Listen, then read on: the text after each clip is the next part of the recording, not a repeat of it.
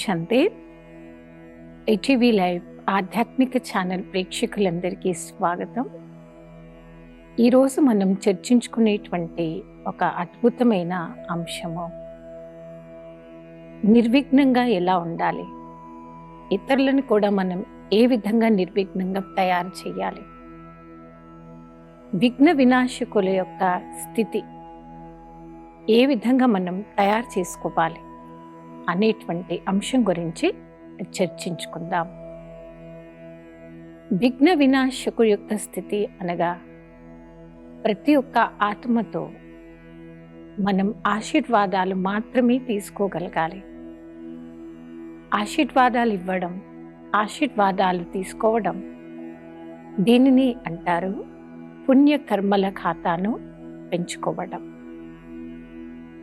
ఆటంకాలు వచ్చే సమయంలో ఆ సమస్య ఎటువంటిది, ఆ సమస్య రావటంతో నా యొక్క ప్రాక్టికల్ జీవితంపై ఏ విధంగా దాని యొక్క ఎఫెక్ట్ వస్తుంది, అది ముందుగా మనం చెక్ చేసుకుందాం. కొందరి వ్యక్తుల యొక్క అలవాటు ఎలాంటిదంటే ప్రతి చిన్న విషయం గురించి అతిగా ఆలోచించడం. ఎంత ఎక్కువ ఆలోచించి సీరియస్గా తీసుకుంటారంటే లైఫ్లో అన్నీ పోయాయి, అన్నీ అంతమైపోయాయి, ఇక నేను ఏమి చెయ్యలేను, ఇంకా నా వల్ల ఏది కాదు అని నిరుత్సాహపడుతూ ఉంటారు. ఆ విధంగా ఆ సమయంలో వర్తమానంలో సమస్య వచ్చే సమయంలో అది కొంచెం భారంగా ఉన్నా, కష్టంగా అనిపించినా, మన యొక్క మైండ్ డిస్టర్బ్ అయిపోయింది అనుకోండి, దాని యొక్క ఎఫెక్ట్ మన శరీర ఆరోగ్యంపై పూర్తిగా పడుతుంది. క్రోధం ఆవేశంలోకి వచ్చామనుకోండి, మన ద్వారా ఎన్నో భ్రష్ట కర్మలు అయిపోతుంటాయి. విఘ్న వినాశక స్థితి అనగా వినాయకుడి యొక్క ప్రతిమను మనం గుర్తు తీసుకోవాలి. వినాయకుడి యొక్క ప్రతిమ చూడగానే ఎలాంటి విఘ్నాలు వచ్చినా, వస్తున్నా, రాబోతున్నా ఆ ప్రతిమ యొక్క స్మృతి ద్వారా ఆ సమయంలో మనం చాలా రిలాక్స్ అయిపోతాం. చాలా మందికి అలవాటు ఉంటుంది, భక్తులకి విశేషంగా ఆ టైంలో అడ్వైజ్ ఇస్తూ ఉంటారు. ఏదైనా మందిరానికి వెళ్ళిరండి, ఏదైనా మొక్కు ఏదైనా ఉందో ఏమో, ఏదైనా మొక్కున్నా లేదా దేవుడికి ఏదైనా మాట ఇచ్చి అది నిర్వర్తించలేదేమో, పూర్తి చేయలేదో ఏమో, ఏదైనా పూజ కానీ, నోములు కానీ, వ్రతాలు కానీ అవి పెండింగ్లో ఉన్నాయేమో చూసుకొని దాన్ని క్లియర్ చేయండి అని కొందరు అడ్వైస్ ఇస్తూ ఉంటారు. ఆ టైంలో అతి కన్ఫ్యూజ్ కాకుండా విఘ్న వినాశకుడి యొక్క ప్రతిమను ఒకటి గుర్తు తెచ్చుకోండి, సరిపోతుంది. వినాయకుడి యొక్క ప్రతిమ ద్వారా మనకు చాలా పవర్ అనేది వస్తుంది. ముందుగా వినాయకుడి యొక్క ఫేస్ చూడండి. ఆ ఫేస్ చూడగానే ఆ యొక్క దృష్టి చూడండి. ఆ దృష్టిలో సూక్ష్మమైన స్వరూపం మీకు కనపడుతుంది. అంటే ప్రతి కర్మ వెనకాల మంచి చెడు ఏవైనా మనతో జరుగుతున్నాయి, మనకు వస్తున్నాయి, దాని యొక్క పాస్ట్ ఏమై ఉండొచ్చు, దాని యొక్క స్మృతిని ఆ క్షణం మనం గుర్తు చేసుకోవాలి. సహజంగా మనకి ప్రజెంటే కనిపిస్తుంది కదా, గత జన్మలో ఏమైపోయింది, పోయిన జన్మలో నేను ఏం చేసి వచ్చా, అది మర్చిపోవటంతో కూడా విఘ్నాలు వచ్చే సమయంలో క్రోధం, ఆవేశం చాలాసార్లు వచ్చేస్తూ ఉంటుంది. పాస్ట్ జన్మలో నా యొక్క ఆత్మ ఏ ఆత్మతో ఎలాంటి కర్మ సంబంధాలతో, కర్మ బంధనాలను తీసుకొని ఈ జన్మలోకి వచ్చి ఉండవచ్చు. సపోజ్గా ఒక ఊరు నుండి మనం ఇంకో ఊరికి ట్రాన్స్ఫర్ అయి వెళ్ళబోయే ముందు మనం అన్ని క్లియర్ చేసుకొని వెళ్ళాల్సి ఉంటుంది. చుట్టుపక్కల వారికి ఏదైనా వస్తువు ఇచ్చేది ఉందా, ఏదైనా డబ్బు ఇచ్చేది ఉందా, దాన్ని క్లియర్ చేసుకునేంత వరకు, చేసుకోకుండా మనం వదిలేసి వచ్చిన ఆ పెండింగ్ వర్క్ అది క్లియర్ చేసుకోవడానికి మళ్ళీ మళ్ళీ ఆ ఊరికి లేదా ఆ ఇంటికి, ఆ స్టేట్కి మనం వెళ్ళాల్సి వస్తుంది. ఆ విధంగా పాస్ట్ జన్మలలో, అయిపోయిన జన్మలలో మనం చేసుకున్నటువంటి సూక్ష్మ కర్మలు, ఆ సూక్ష్మ కర్మల ఖాతాను ఆత్మ తన వెంట తెచ్చేసుకుంటుంది. దాన్ని క్లియర్ ఏదో ఒక రకంగా మనం ఆ ఆత్మతో క్లియర్ చేసుకోవాల్సి వస్తుంది. అది పూర్తి కానంత వరకు అనేక సార్లు ఆ ఆత్మల వల్ల మనకి ఆటంకాలు అనేది తెలియకుండానే వస్తూ ఉంటాయి. ఆ టైంలో మన యొక్క మనసు యొక్క స్థితిని ఎంత శాంతచిత్తంగా తయారు చేసుకుంటామో, నేను తెచ్చుకున్నటువంటి కర్మలు నేనే క్లియర్ చేసుకుంటున్నా, నా విషయంలో ఏం జరుగుతుందో కరెక్టే జరుగుతుంది, తప్పేం జరగట్లేదు, అలా సూక్ష్మమైన దృష్టితో సమస్యని మనం చూడగలగాలి. తర్వాత స్వరూపంలో మనకు కనిపించేది ఏనుగు యొక్క తొండం. కొందరు అంటుంటారు, నా వరకు నేను బాగుంటాను, కానీ నన్ను ఎవరేమైనా అంటే నేను వదలను, నా కోపం వచ్చేస్తుంది, వారితో నేను ఫైట్ చేస్తూ వాదిస్తూ గొడవ ఎంత పెద్దగైనా పర్లేదు, అది పూర్తి చేసుకున్నంత వరకు కొందరు వదలరండి. అప్పుడు ఏనుగు యొక్క ప్రతిమను గుర్తు తెచ్చుకోండి. ఏనుగు యొక్క స్వరూపం అనగా, ఎప్పుడైనా ఏనుగు రోడ్డు మీద వెళ్ళిందనుకోండి, అంటుంటారు చూడండి, హాతీ చలి బజార్తో కుత్తే బొంకే హజార్ అంటారు హిందీలో. ఒక ఏనుగు రోడ్డుపై వెళ్ళేప్పుడు ఎన్నో కొన్ని వేల కుక్కలు అరుస్తాయట. కానీ మహారథి అనగా ఏనుగు అనగా తొండం ఊపేస్తూ చెవులు దులిపేస్తూ రిలాక్స్గా వెళ్ళిపోతుంది. అవునా? మరి మనం కూడా మనం చెయ్యలేదు ఆ తప్పు, మన సైడ్ రాంగ్ లేనప్పుడు మనం హాయిగా ఉంటూ వారికి ఏం చెప్పండి, నిజమే మీరు అందే, తప్పు చేశాను అని, నేను ఇప్పుడు ఆ తప్పు చేయలేదు, కానీ ఇక ముందు ముందు కూడా నేను ఆ తప్పు చేయకుండా ఉండడానికి అడ్వాన్స్గా మీరు నాలో అటెన్షన్ పెంచారు, అందుకే మీకు థ్యాంక్స్ అని చెప్పండి. ప్రతి విఘ్నాన్ని, ప్రతి చిన్న మాటను చాలా పెద్దగా తీసుకొని వారి యొక్క మంచి స్నేహపూర్వకమైనటువంటి సంబంధాలను తెంచేసుకుంటారు. ఒక్కసారి మంచి స్నేహం యొక్క సంబంధం తెగిపోతాయి, దాన్ని కలుపుకోవడం, సంబంధాలు కలుపుకోవడం, ఒక్కటిగా కావడం అన్నిసార్లు ఈజీ కాదండి, కొన్నిసార్లు పూర్తిగానే పోతాయి. అలా సంబంధాలను పూర్తిగా కట్ చేసుకోకుండా ప్రేమపూర్వకంగా ఉండాలి. ఇది దేవతా కులంలో ఉండేటువంటి దైవీ సంస్కారం. దైవీ సంస్కారంలో మనం ఉన్నాము, అలాగే మనం ఉండాలి. కాబట్టి నా వైపు ఏమైనా మిస్టేక్ అవుతే వయసుతో సంబంధం లేకుండా వారి ముందు మనమే వెళ్ళి ఐఎమ్ సారీ అని చెప్పేయవచ్చు. ఇలా చేయటంతో మనం ఆటంకాలను, విఘ్నాలను ఈజీగా క్రాస్ చేయవచ్చు, హాయిగా ఉండొచ్చు. తర్వాత మెడిటేషన్ చేసేటువంటి వ్యక్తి, ఒక యోగి ఆత్మ, సహజంగా వారు విఘ్న వినాశకులై ఉంటారు. వారిలో ఒక మంచి పవర్ పెరుగుతుంది. దాన్ని అంటారు పవర్ టు అడ్జస్ట్, ఇముడ్చుకునే శక్తి అండి. ప్రతి విషయాన్ని మనం ఇముడ్చుకోగలగాలి. ఇముడ్చుకునేంత పవర్ మనకి రాజయోగ సాధన ద్వారా స్వతహాగా వచ్చేస్తుంది. ప్రతిదాన్ని ఎవరైతే ఇముడ్చుకుంటారో వారు విఘ్నాలను, ఆటంకాలను సహజంగా క్రాస్ అవుతారు. ఏది కూడా వారికి భారీగా అనిపించదు, పెద్దగా అనిపించదు. ఆ విధంగా ఇముడ్చుకోగలిగేటువంటి శక్తి సముద్ర సమానంగా, ఒక పెద్ద సముద్రం ఉందనుకోండి, అందులో ఎంత చెత్త ఉన్నా, ఏం చేసినా ఆ సముద్రం చెత్తను తనలో ఇముడ్చుకొని ఫ్రెష్ వాటర్తో మూవ్ అవుతుంది. మన యొక్క స్వభావాన్ని శీతల స్వభావంగా మార్చుకోవాలి. క్రోధం, ఆవేశం ఎలాంటి సమస్యకి జవాబు కాదు. సమస్యలను పెంచేదే, అది తగ్గించేది కాదు. మరి విఘ్న వినాశకులుగా అవ్వాలి అంటే యోగ సాధన మనం నిత్యం చేస్తూ ఉంటేనే సహజంగా మనలో ఆ పవర్ అనేది పెరుగుతుంది. పవర్ టు అడ్జస్ట్ అనేటువంటి పవర్, ఇముడ్చుకోగలిగేటువంటి శక్తి.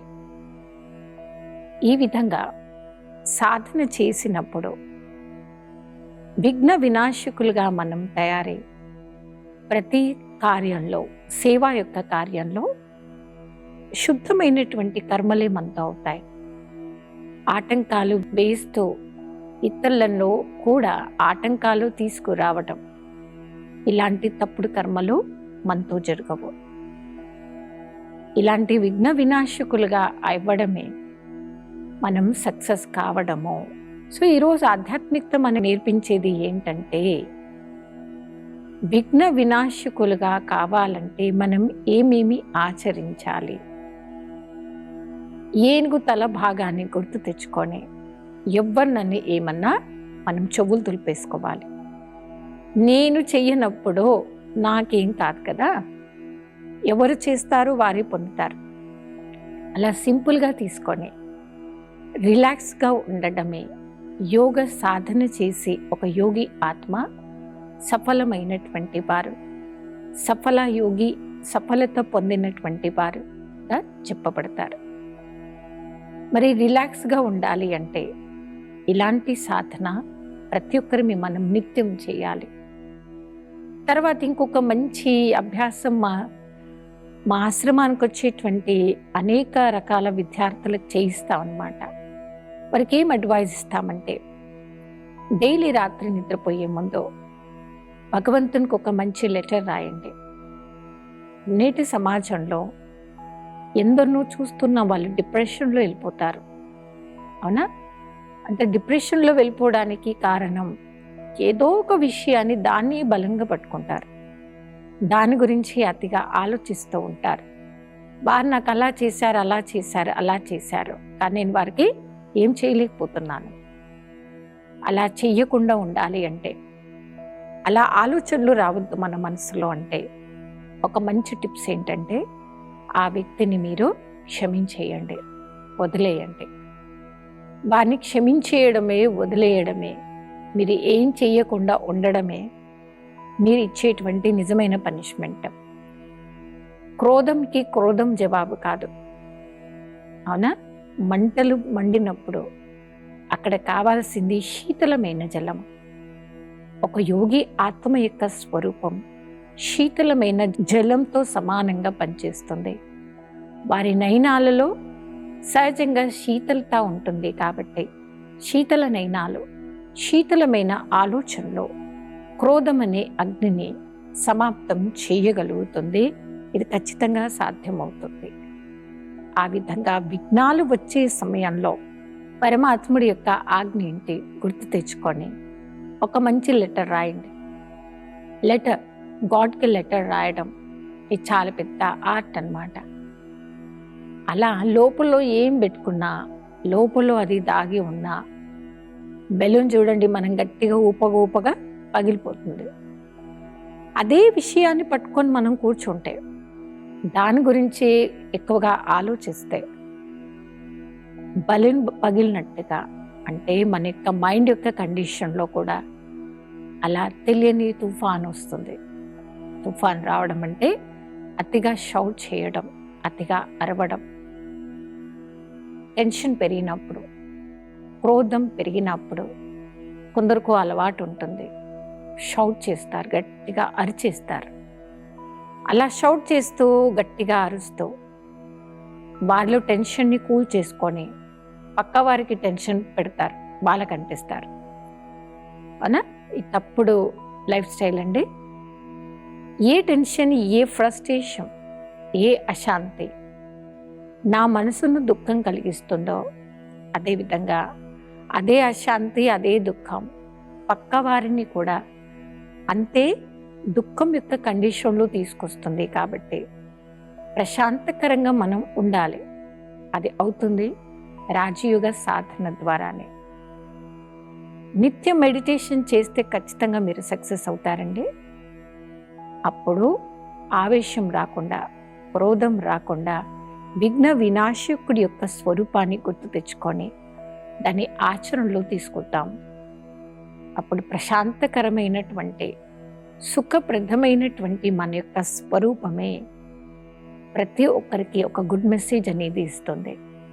ఒక యోగి ఆత్మ అంటే వారు చేసే ప్రతి కర్మ, వారు నడిచే విధానం కానివ్వండి, ప్రతిదీ ఇతరులకి నేర్పించే రకంగా ఉంటుంది. ప్రతి ఒక్క ఆత్మకి సుఖప్రదమైనటువంటి దారిలో తీసుకురావాలి అనేటువంటి అటెన్షన్లో వారు సంపూర్ణంగా ఉండేవారు.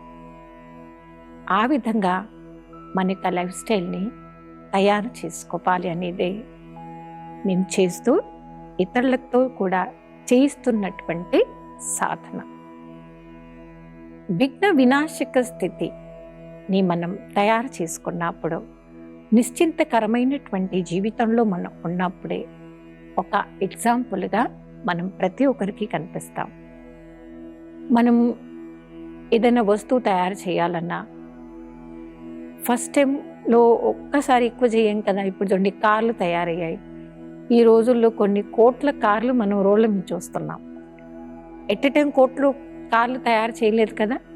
ఫస్ట్ టైం తయారు చేసినప్పుడు ఒకటే చేస్తారు. అది సక్సెస్ అయ్యాక ఎన్నో చేస్తూనే ఉంటాం. మనం లైఫ్ స్టైల్ కూడా అలా మార్చిపోవాలి. ఏ విధంగా? ఎగ్జాంపుల్గా మన యొక్క లైఫ్ని ప్రతి ఒక్కరు ఒక ఆదర్శంగా తీసుకోవాలి. రిలాక్స్గా ఉండడం అంటే ఎలా? ఫలానా వారిని చూసి నేర్చుకోవాలి అండి. అంత నిశ్చింత స్వరూపంలో మనం ఉన్నప్పుడే సహజంగా మనం విఘ్న వినాశకులుగా అవ్వగలుగుతాము. విఘ్న వినాశకి యొక్క స్థితి అంటే భావాన్ని మీరు అర్థం చేసుకున్నారు, వింటూ ఉన్నారు. విఘ్న వినాశకుడైనటువంటి వినాయకుడి యొక్క ప్రతిమ గుర్తు తెస్తూ మనం పరమాత్ముడి యొక్క స్మృతిలో ఉన్నప్పుడు విఘ్న వినాశకులై మనం రిలాక్స్గా ఉంటాం. నిశ్చింతకరమైనటువంటి జీవితం యొక్క అనుభవం చేస్తూ ఉంటాం. ఒక అనుభవి అని ఎవరినంటారు? మనలో అందరికీ అలవాటు ఉంటుంది. మనకి ఏం చేయాలో తోయడం లేదనుకోండి, అప్పుడు ఏం చేస్తుంటాము? ఇంట్లో పెద్ద వయసు వారు లేదా అనుభవిశాలను అడగడం మనకు అలవాటు. అవునా? అన్ని సందర్భాల్లో మనకి ఉండొచ్చు, ఉండకపోవచ్చు, దొరకకపోవచ్చు. కానీ మన యొక్క అనుభవం అనేటువంటి ఒక టీచర్ మనకు చాలా పనిచేస్తుంది అన్నమాట. అవునా? మన అనుభవం అనే టీచర్ ఎప్పుడు మనతో ఉంటుందంటే ఎక్స్పీరియన్స్. ఆ టైంలో విఘ్నాలు వచ్చే టైంలో మన పాస్ట్ అనుభవాలు మన యొక్క ప్రజెంట్ని కూల్గా పెడతాయి. కూల్గా పెడుతూ ఈజీగా మనను దాటేలాగా బలాన్ని పెంచుతూ ఉంటుంది. కాబట్టి గాబరా పెట్టడం, టెన్షన్లోకి రావడం, టెన్షన్ని పెంచడం ఇది ఒక యోగి ఆత్మ యొక్క సంస్కారాలు కాదు. మనం అలాంటి విషయాలలో మనపైన మనము అటెన్షన్ని పెంచుకోవాలి. ఇది మన యొక్క పురుషార్థం యొక్క లక్ష్యం అయిపోవాలి. ఒక గొప్ప పురుషార్థి ఆత్మ అలాగే ఉంటారు, నిశ్చింతంగా ఉంటారు. ఇతరులలో కూడా ఉత్సాహాన్ని పెంచుతారు. పెంచుతూ వారిని వారు సమానంగా తయారు చేయాలి. యోగ సాధన చేసి ఒక యోగి ఆత్మకి ఈ 4 సబ్జెక్టులపై కంప్లీట్ అటెన్షన్ అవసరమండి. జ్ఞానము, యోగము, ధారణ, శివ, నిత్యం ఈశ్వర్య జ్ఞానం మనం వినాలి. ఇదొక పద్ధతి అయిపోవాలి. పరమాత్ముడి యొక్క మెసేజ్ ఏంటి ఈరోజు నా కోసం ఏంటి, ఆ మెసేజ్ విని మనం డే స్టార్ట్ చేయాలి. తర్వాత మన సమయం అంతా పరమాత్మ యొక్క స్మృతిలో ఉండడానికే ఇష్టపడాలి. తర్వాత ఆచరణ ఇతరులకు చెప్పే పద్ధతి ఏంటంటే మనం ఆచరిస్తూ చెప్పాలి. దాన్ని అంటారు ధారణ. అప్పుడే 4వ సబ్జెక్ట్ సేవ. ఈశ్వరీయ సేవ తనువు ద్వారా, మనసు ద్వారా, ధనం ద్వారా, మనస వాచ కర్మణ అన్ని రకాలుగా మనం పుణ్యం యొక్క ఖాతాను తయారు చేసుకోవచ్చు. ఒక సేవాధారి ఆత్మ ప్రతి విషయంలో అటెన్షన్లోని వారు ఉంటారు. ఇప్పుడు చూడండి, 4 సబ్జెక్టులలో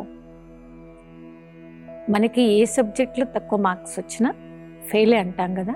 అదేవిధంగా ఇక్కడ పరమాత్మ మనకు చెప్పేటువంటి లక్ష్యం ఏంటంటే ఫైనల్గా మీరంతా పాస్ విత్ ఆనర్ అవ్వాలి. ఎలాంటి శిక్షలు పడకుండా మీరు పాస్ అవ్వాలి అంటే ఈ విధంగా అటెన్షన్ మనం ఇవ్వాలి.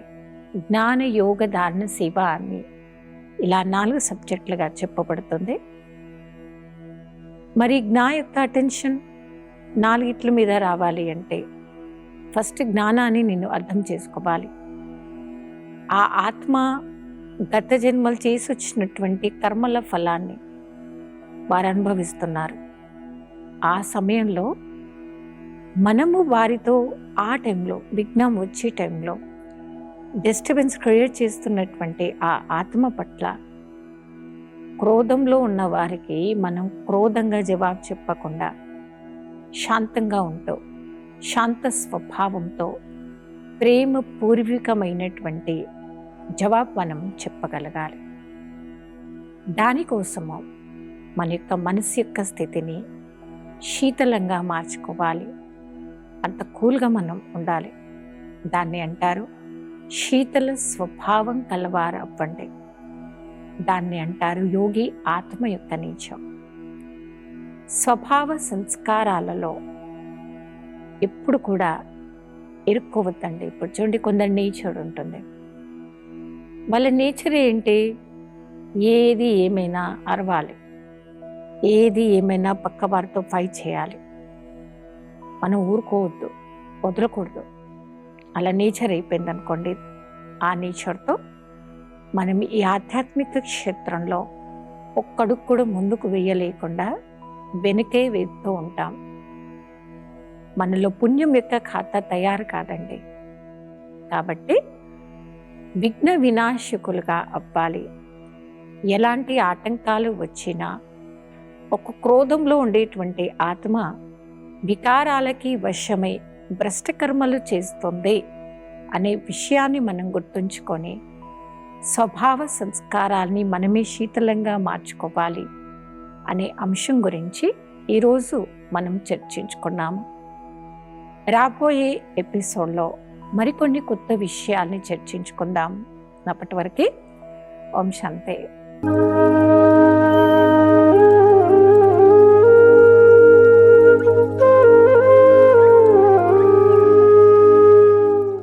ఈ కార్యక్రమాన్ని తిరిగి చూడాలనుకుంటే www.youtube.com/@ETV Life Spiritual లో చూడవచ్చు.